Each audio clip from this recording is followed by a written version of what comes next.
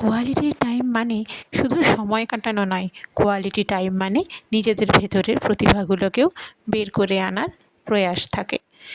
তাই আমাদের এই বন্ধুত্বের ট্রিপে হয়ে গেল কিছু প্রকৃত কোয়ালিটি টাইম স্পেন্ড।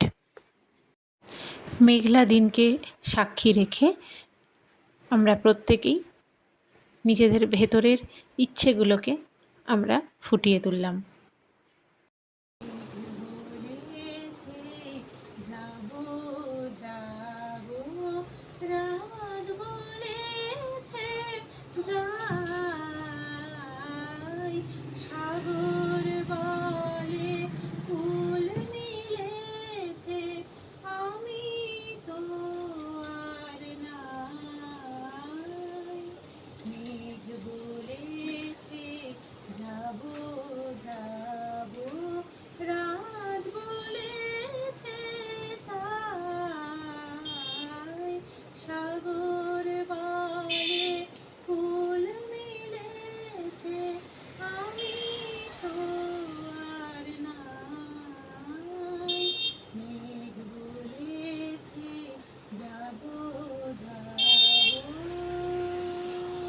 মেঘ ছুটে যায় মেঘবালিকার কাছে।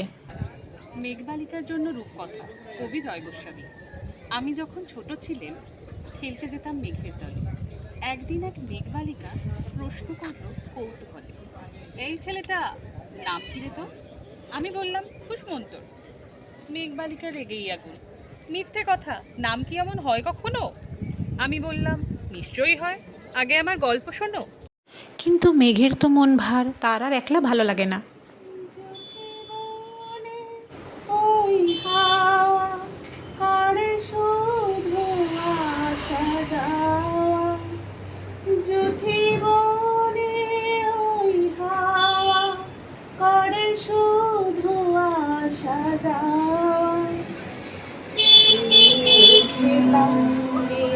একলা ঘরে থাকে না তো,